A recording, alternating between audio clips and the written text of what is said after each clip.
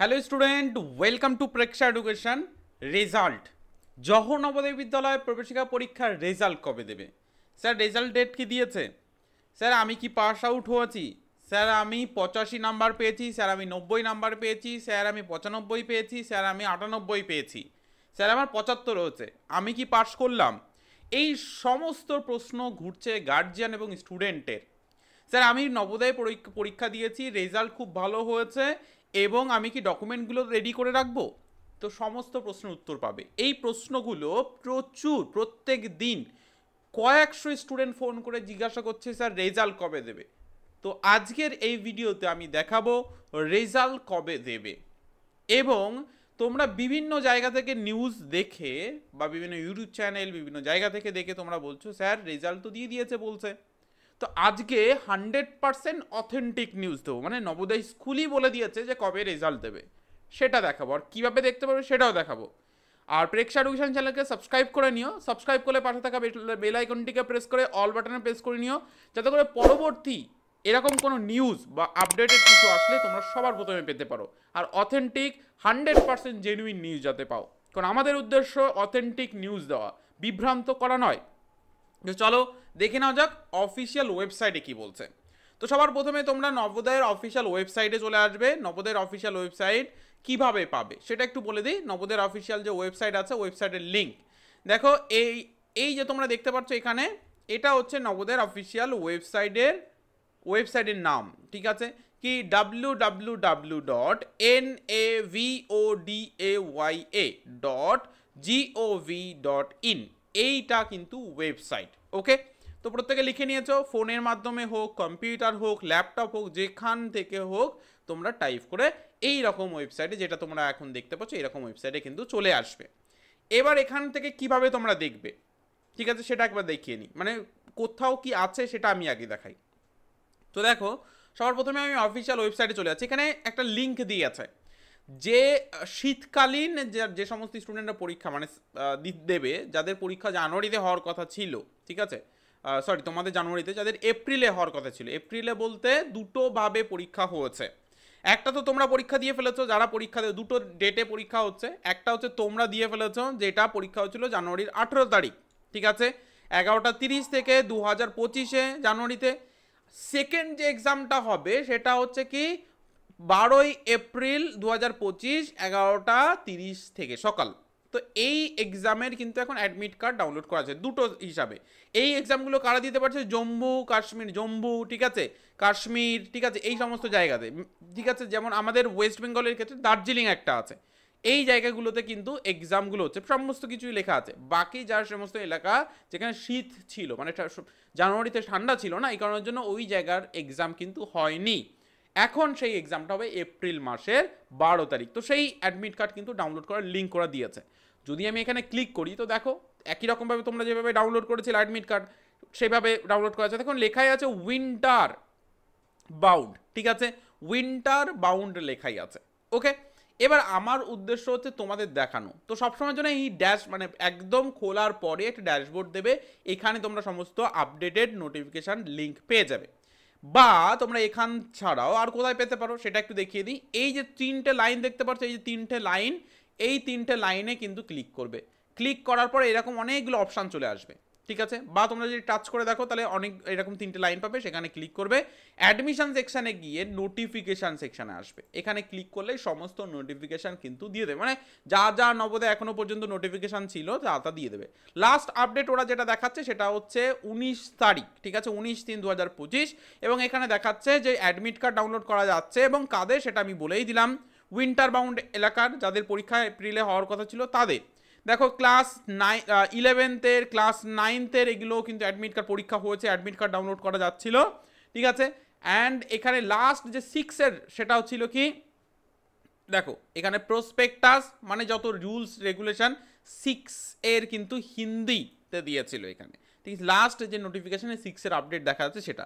Summer বাউন্ডে দেখতেই পাচ্ছ তোমরা যে পরীক্ষাটা দিয়েছো জানুয়ারিতে, সেটা কিন্তু এখানে দেখাচ্ছিল যে অ্যাডমিট কার্ড ডাউনলোড করা, সেটা কত তারিখ, সেই ডিসেম্বরের 13 তারিখ কিন্তু স্টার্ট হয়েছিল, সেটা দেখাচ্ছে, তাছাড়া আর কিছু দেখাচ্ছে না। অতএব রেজাল্ট দেওয়ার যে বিষয়টা, সেটা যারা বলছে যে রেজাল্ট দিয়েছে একদমই ফলস। তো তোমরা সবসময় জন্য অথেন্টিক ওয়েবসাইট বা আমাদের চ্যানেলকে সাবস্ক্রাইব করে নিতে পারো, বা আমাদের হোয়াটসঅ্যাপ গ্রুপের লিঙ্ক ডেসক্রিপশন বক্সে দিয়ে দেবো, সেখান থেকেও ইনফরমেশান পেয়ে যাবে, আপডেটেড ইনফরমেশান, অথেন্টিক 100%। ঠিক আছে, এবার স্যার রেজাল্ট তাহলে কবে দেবে? এটা তো বুঝলাম স্যার যে নিউজটা বলছেন যে রেজাল্ট দিয়েছে, এটা ভুল, মানে আমি তো দিইনি, তোমরা বলেছো রেজাল্ট দিয়েছে, বাট এটা একদমই পুরোপুরি ভুল ইনফরমেশন। তাহলে রেজাল্ট কবে দেবে তো সেটাও দেখাবো, নবোদয়ই বলে দিয়েছে সেই নিউজ থেকে। তো নবোদয় যখন তোমরা ফর্ম ফিল আপ করেছিলে, একটা তোমরা প্রসপেক্টাস ডাউনলোড করেছিলে, তো সেই প্রসপেক্টাস দেখাচ্ছি, দেখো সেই প্রসপেক্টাসটা কেমন ছিল, অনেকটা এই রকম, তাই না? এই ওই প্রসপেক্টাসটা ছিল, এটা 30 পাতার ছিল, তো আমরা পাঠিয়ে দিয়েছিলাম গ্রুপে, সেটা তোমরা দেখে নিতে পারবে, তবুও আর একবার আজকে আমি গ্রুপে পাঠিয়ে দেবো। এর চলে আসবে 4 নাম্বার পেজে।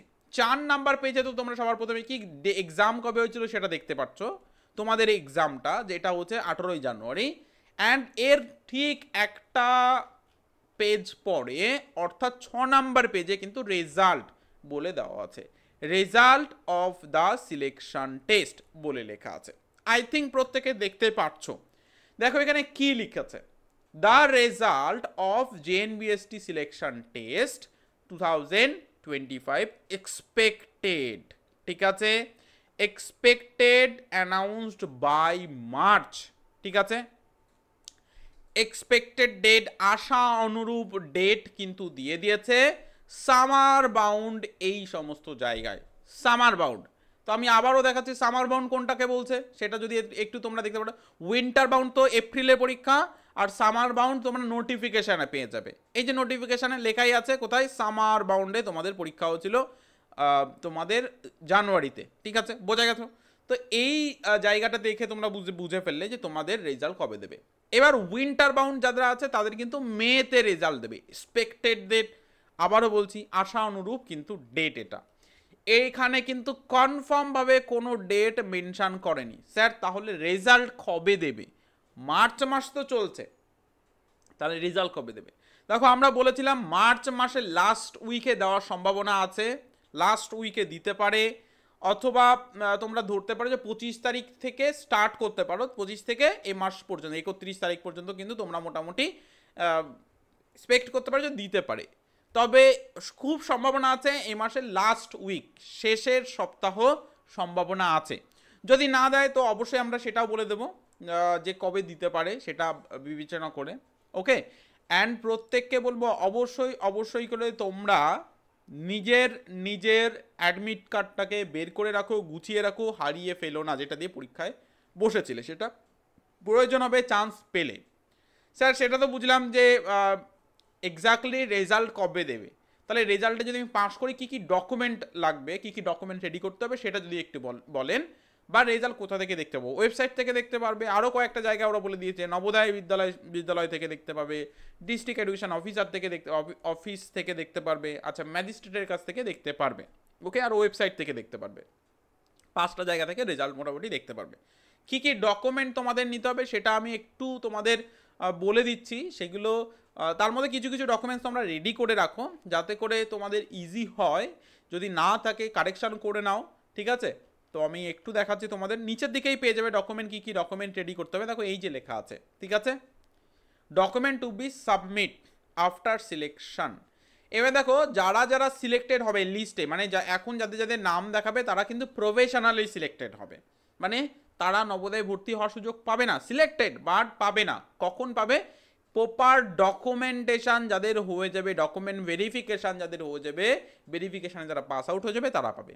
টোটাল 80 জনের সিট, 80 জনের লিস্ট একটা বেরোবে, এই 80 জনের লিস্টের মধ্যে ডকুমেন্ট ভেরিফিকেশানে যারা বাদ পড়ে যাবে, সেটা 20 জন 25 জন যাই হোক না কেন, যে কজন বাদ পড়ে যাবে 25 জন যে কজন বাদ পড়ে যাবে সেইগুলোর জন্য আবার সেকেন্ড লিস্ট বেরোবে, সেকেন্ড, ঠিক আছে, সেকেন্ড লিস্ট বেরোবে, এবং সেকেন্ড লিস্টও সেম প্রসেসে এগোবে ফার্স্ট লিস্টের মতো।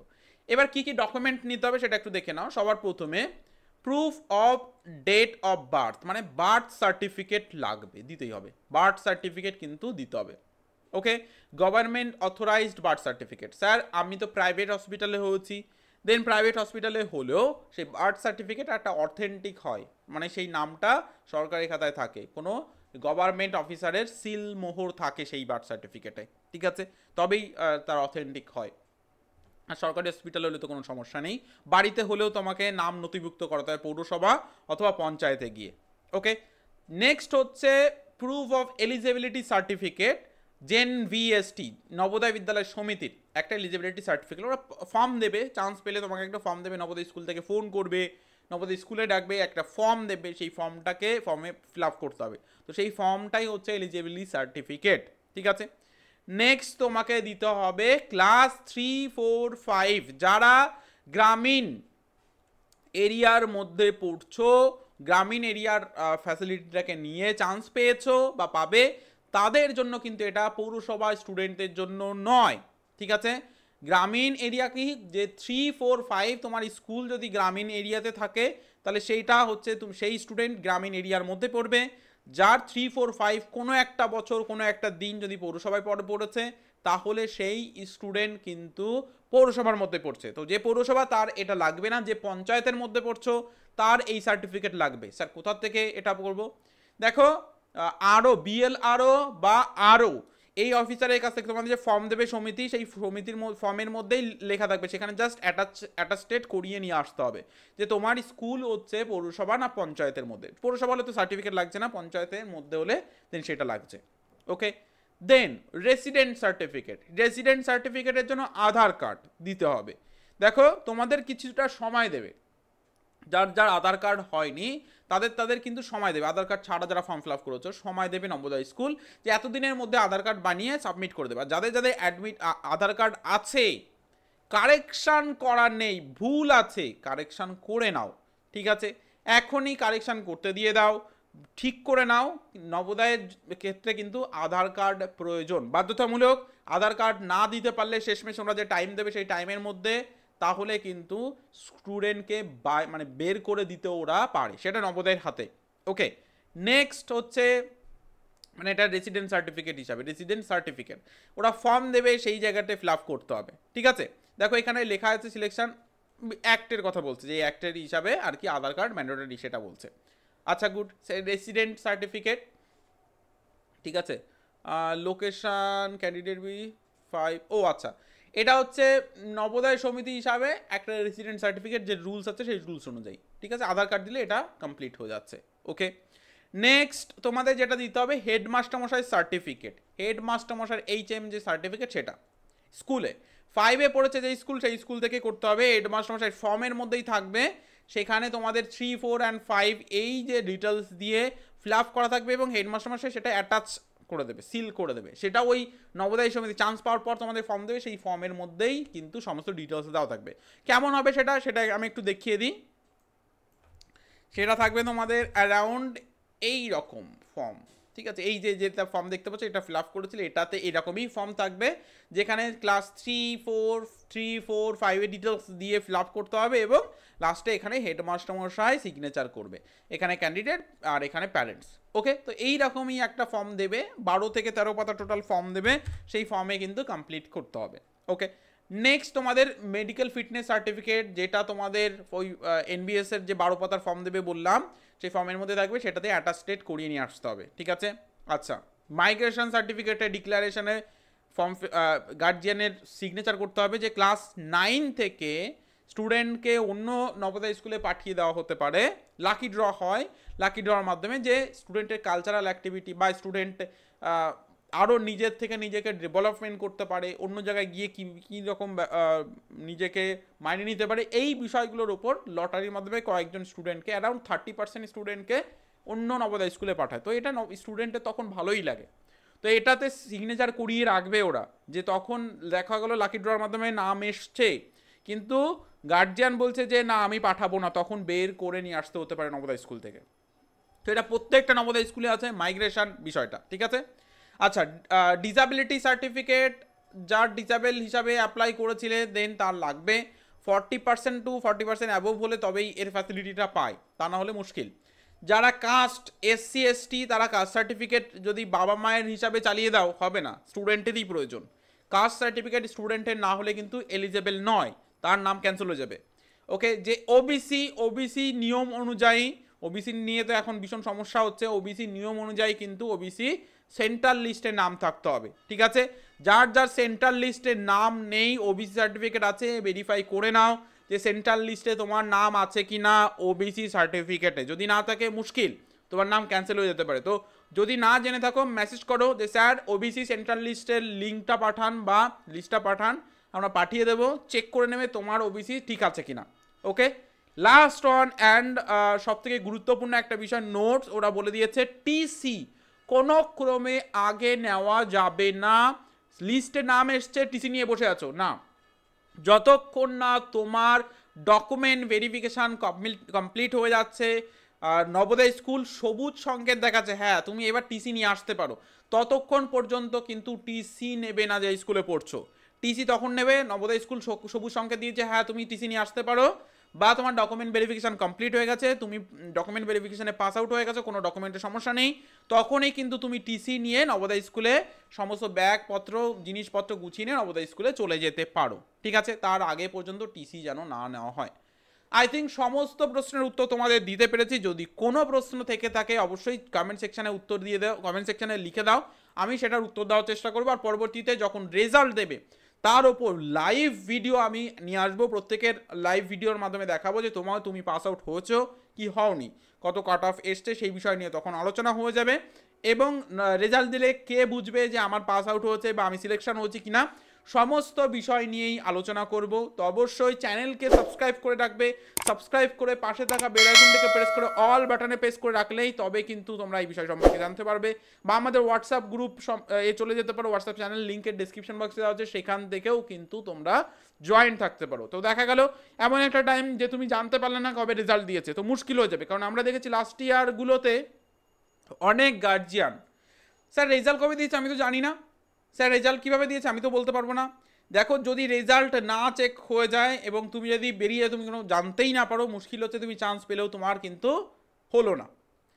প্রথমত যে ফোন নাম্বার দিয়েছিলে ফোনে ফোন করবে নবোদয় স্কুল, যে তুমি চান্স পেয়েছো এখান থেকেও তুমি জানতে পারছো। তো যদি ফোন নাম্বারে কোনো সমস্যায় ফোন করেছে ধরনি বা ঢোকেনি ফোন তখন মুশকিল। তো সবাই অ্যাক্টিভ থাকবে, গ্রুপ ফলো করো বা আমাদের চ্যানেলকে সাবস্ক্রাইব করে নাও, তোমরা রেজাল্ট অবশ্যই দেখতে পারবে, চিন্তার কোনো কারণ নেই। ভালো পরীক্ষা হলে তোমার চান্স অবশ্যই হবে।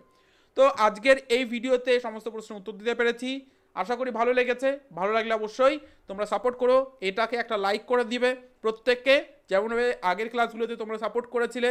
তো শেষ করছি, কোনো প্রশ্ন থাকলে ফোন করে নিতে পারো আমাদের অফিসিয়াল যে ফোন নাম্বার, অথবা সাবস্ক্রাইব করে নিতে পারো। টাটা।